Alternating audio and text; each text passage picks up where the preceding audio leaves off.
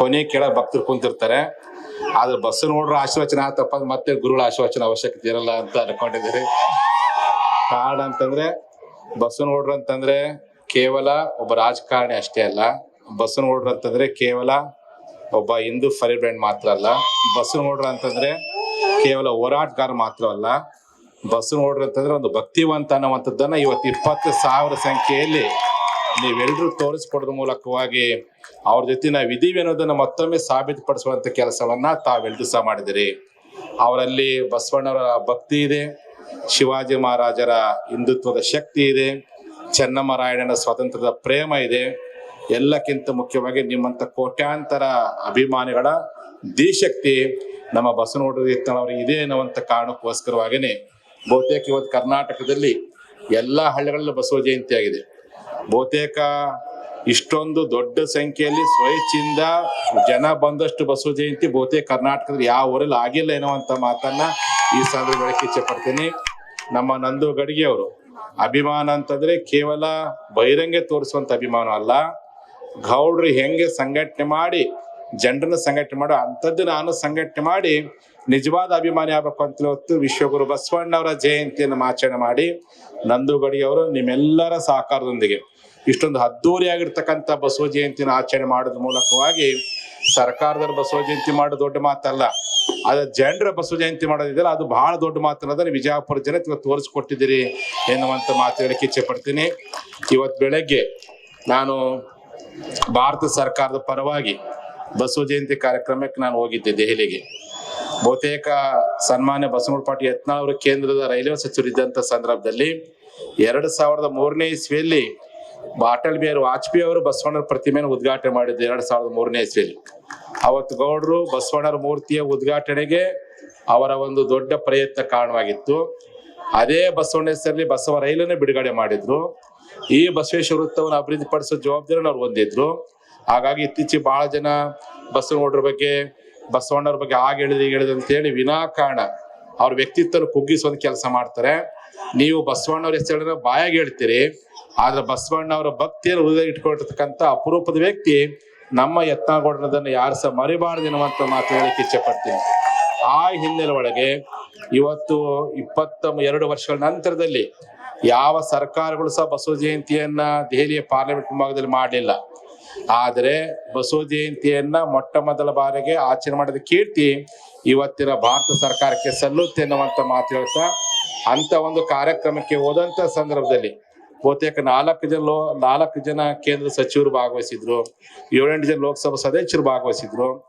ಭಾಗವಹಿಸಿದ ಬಂದಂತವ್ರು ಪ್ರತಿಯೊಬ್ರು ನನ್ನ ಹತ್ರ ಬಂದು ಭೇಟಿಯಾದಂತವ್ರು ನನ್ ಕಿವಿಯಾಗಿ ಹೇಳ್ತಿದ್ರು, ಅಪ್ಪವರೇ ಒಟ್ಟ ನೀ ಬಸವನಗೌಡರು ಬಿಟ್ಕೊಡಕ್ ಹೋಗ್ಬೇಡ್ರಿ, ಬಸವನಗೌಡರು ಇದ್ರೇನೆ ನಾವೇನಾದ್ರೂ ಮುಂದೆ ಮತ್ತೆ ಬರ್ಲಿಕ್ಕೆ ಸಾಧ್ಯ ಐತಿ, ಬಸವನಗೌಡ ಇದ್ರು ಮಾತ್ರ ಈ ಕರ್ನಾಟಕದಲ್ಲಿ ನಮ್ಮ ಪಕ್ಷ ಬರ್ಲಿಕ್ಕೆ ಸಾಧ್ಯವೈತಿ, ಬಸವನಗೌಡ ಆದಷ್ಟು ಬೇಗ ನಾವೆಲ್ಲ ಕರ್ಕೊಂಡ್ ಬರ್ತೀವಿ, ಬಸವನಗೌಡ ನೀನ್ ಯಾವ ಕಾರಣಕ್ಕೆ ಬಿಡಕ್ ಹೋಗ್ಬೇಡ, ಬಸವನ ಜೊತೆ ನಾವಿದೀವಿ ಅನ್ನುವಂತ ಮಾತನ್ನ ಅಲ್ಲಿ ಬಂದಂತರ ಪ್ರತಿಯೊಬ್ಬರು ಹೇಳುವಂತದ್ದನ್ನ ಕಂಡಾಗ ದೆಹಲಿಗೂ ಬಸವನಗೌಡ ಅದಾರಲ್ಲಪ್ಪ, ಎಲ್ಲಿ ಅದಾರೆ ಪಾರ್ಲಿಮೆಂಟ್ ಅಲ್ಲಿ ಬಸವನಗೌಡ ಇದಾರೆ ಅನ್ನುವಂಥದ್ದನ್ನ ಇವತ್ತು ಕಂಡು ನಾನು ಮತ್ತಷ್ಟು ಒಂದು ಅಂಡೆ ಹಾಲು ಕೊಡೋಷ್ಟು ಸಂತೋಷವಾಯ್ತು.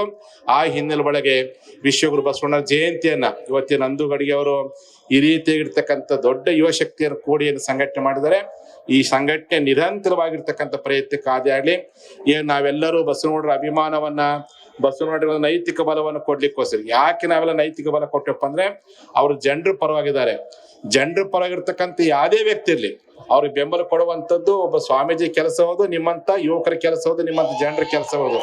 ಆ ಹಿನ್ನೆಲೆ ಒಳಗೆ ಇವತ್ತು ನಾವೆಲ್ಲರೂ ಕೂಡಿ ಅವ್ರಿಗೆ ನೈತಿಕವಾದ ಬಲ ಕೊಟ್ಟು ಯಾಕಂದ್ರೆ ಅವ್ರ ಮುಖಾಂತರವಾಗಿ ಒಂದು ನಾಡಿನ ಅಭಿವೃದ್ಧಿ ಆಗ್ಲಿ, ಉತ್ತರ ಕರ್ನಾಟಕ ಬೆಳವಣಿಗೆ ಆಗ್ಲಿ, ಈ ಮೂಲಕವಾಗಿ ಉತ್ತರ ಕರ್ನಾಟಕದ ಕೃಷ್ಣಾ ನದಿಗೆ ನ್ಯಾಯ ಸಿಗ್ಲೇನ ಕಾರಣಕ್ಕೋಸ್ಕರವಾಗಿ ನಾವೆಲ್ಲರೂ ಅವ್ರ ಜೊತೆ ಇರ್ತಕ್ಕಂಥದ್ದು.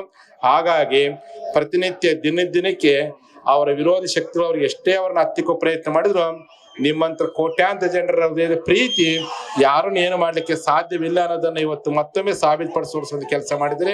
ಆ ಹಿನ್ನೆಲೆ ಒಳಗೆ ಇವತ್ತು ವಿಶ್ವಗುರು ಬಸವಣ್ಣವರ ಜಯಂತಿ, ಬಸವಣ್ಣವರು ನಮಗೆ ಕಾಯಕ ಕೊಟ್ಟಿದ್ದಾರೆ, ದಾಸೋಹ ಕೊಟ್ಟಿದ್ದಾರೆ, ಶಿವಯೋಗ ಕೊಟ್ಟಿದ್ದಾರೆ. ಆ 3 ಸೂತ್ರಗಳನ್ನು ಅಳವಡಿಸಿಕೊಂಡು ನಾವೆಲ್ಲರೂ ಸಹ ಬಸವ ಭಕ್ತಿ ಹಿಡ್ಕೊಂಡು ರಾಷ್ಟ್ರವನ್ನು ಕಟ್ಟುವಂತ ಕೆಲಸವನ್ನು ನಾವೆಲ್ಲರೂ ಸೇರ್ಕೊಂಡು ಮಾಡೋಣ. ನಾನು ಇವತ್ತು ಏರ್ಪೋರ್ಟ್ ಬಂದಂತ ಸಂದರ್ಭದಲ್ಲಿ ಪತ್ರಕರ್ತ ಪ್ರಶ್ನೆ ಕೇಳ್ತಾ ಇದ್ರು. ನಾವು ಧರ್ಮಗುರುಗಳು ಶಾಸ್ತ್ರವನ್ನು ಹೇಳುವಂತ ಸಂದರ್ಭದ ಕೈಲಿ ವಚನ ಸಾಹಿತ್ಯ ಹಿಡ್ಕೊಂಡು ಧರ್ಮ ಪ್ರಸಾರ ಮಾಡ್ತೀವಿ.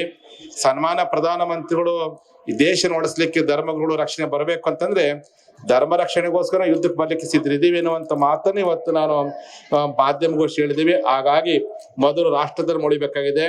ರಾಷ್ಟ್ರ ಧರ್ಮ ಉಳಿಲಿಕ್ಕೋಸ್ಕರವಾಗಿ ಪ್ರತಿಯೊಬ್ಬ ಯುವಕರು ಸಹ ನಮ್ಮ ಸೈನಿಕರಿಗೆ ಶಕ್ತಿಯನ್ನು ಕೊಡುವಂತ ಕೆಲಸವನ್ನು ನಾವೆಲ್ಲರೂ ಸೇರ್ಕೊಂಡು ಮಾಡೋಣ. ಅದನ್ನೇ ಬಸವ ಹೇಳ್ತಕ್ಕಂಥದ್ದು. ಬಸವಣ್ಣವರು ಕಲ್ಯಾಣದ ಪ್ರಧಾನಮಂತ್ರಿಯಾಗಿ ರಾಷ್ಟ್ರವನ್ನು ಕಟ್ಟಿದ್ರು, ಅನುಭವ ಮಂಟಪದ ಒಡೆಯರಾಗಿ ಧರ್ಮವನ್ನು ಕಟ್ಟಿದ್ರು. ಹಾಗಾಗಿ ನಾವು ರಾಷ್ಟ್ರವನ್ನು ಕಟ್ಟಲಿಕ್ಕೂ ಸನ್ನದ್ಧರಾಗೋಣ, ಧರ್ಮವನ್ನು ಕಟ್ಟಲಿಕ್ಕೂ ಸನ್ನದ್ಧರಾಗೋಣ. ಅಂತಹ ಇಡೀ ಒಂದು ಸಮಾಜ ಹೆಂಗಿರ್ಬೇಕು ಅಂತ ಇಡೀ ದೇಶದಲ್ಲಿ ಮೊದಲ ಬಾರಿ ತೋರಿಸ್ಕೊಟ್ಟಂತ ಬಸವಣ್ಣವರು.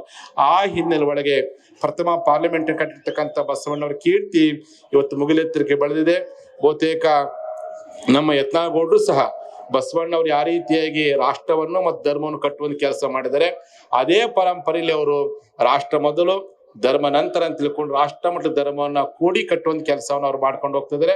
ಆ ಹಿನ್ನೆಲೆ ಒಳಗೆ ನೀವು ಎಲ್ರೂ ಸೇರ್ಕೊಂಡು ಆ ಬಸವ ಪಥದಲ್ಲಿ ಸಾಗುವಂತ ಕೆಲಸವನ್ನ ಎಲ್ರೂ ಕೂಡ್ಕೊಂಡು ಮಾಡೋಣ ಎನ್ನುವಂತ ಮಾತನ್ನ ಈ ಸಂದರ್ಭದಲ್ಲಿ ತಿಳಿಸ್ತಾ, ಇದೇ ರೀತಿಗೆ ಏನು ಮೊನ್ನೆ ದಿವಸ ವಿಜಯಪುರದಲ್ಲಿ ಸರ್ವಧರ್ಮದವ್ರು ಕೂಡ್ಕೊಂಡು, ಇಲ್ಲೇ ನಮ್ಮ ದಯಾಸಾಗರ ಪಾಟೀಲ್ ಅದಾರೆ, ಸರ್ವಧರ್ಮದ ಜನರು ಕೂಡ್ಕೊಂಡು ಮೇ 11ನೇ ತಾರೀಕು ಸುಮಾರು 10 ಲಕ್ಷ ಮಂದಿ ಕೂಡಿ ರಾಷ್ಟ್ರೀಯ ರ್ಯಾಲಿ ಮಾಡಿ ಗೌಡರಿಗೆ ನಾವು ದೊಡ್ಡ ರೀತಿಯಾಗಿರ್ತಕ್ಕಂಥ ಬೆಂಬಲ ಕೊಡಬೇಕು ಅಂತ ಹೇಳಿ ನಾವೆಲ್ಲರೂ ಸೇರ್ಕೊಂಡು ಅವತ್ತು ಸಭೆ ಮಾಡಿದ್ವಿ. ಆ ಸಭೆ ಮಾಡಿದ ತಕ್ಷಣವೇ ನನಗೂ ಒಂದು ರೀತಿಯಾಗಿರ್ತಕ್ಕಂಥ ಮಾನಸಿಕ ಕಿರುಕುಳ ಮಾಡುವಂತ ಕೆಲಸ ಮಾಡಿದ್ರು. ಯಾರೆಷ್ಟೇ ಮಾನಸಿಕ ಕಿರುಕುಳ ಕೆಲಸ ಮಾಡಿದ್ರು ಸಹ ಅವ್ರ ಮೇಲೆ ಇಟ್ಟಿರ್ತಕ್ಕಂಥ ನಾವೇನು ಇವತ್ತು ಅವರ ಒಂದು ಒಳ್ಳೆ ಕೆಲಸಕ್ಕೆ ನೈತಿಕ ಬೆಂಬಲ ಕೊಟ್ಟಿದ್ದೀವಿ.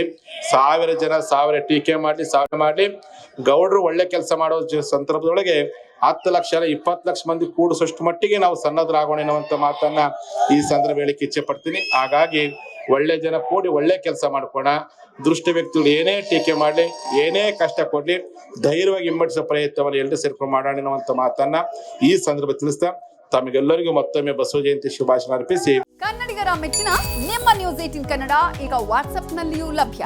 ಕರ್ನಾಟಕ ಮತ್ತು ದೇಶ ವಿದೇಶದ 360 ಡಿಗ್ರಿ ಸುದ್ದಿ ವಿವರವನ್ನ ನೀವು ನಿಮ್ಮ ಕೈ ಬೆರಳುಗಳಲ್ಲಿಯೇ ಪಡೆಯೋದಿಕ್ಕೆ ಈ QR ಕೋಡ್ ಅನ್ನ ಸ್ಕ್ಯಾನ್ ಮಾಡಿ.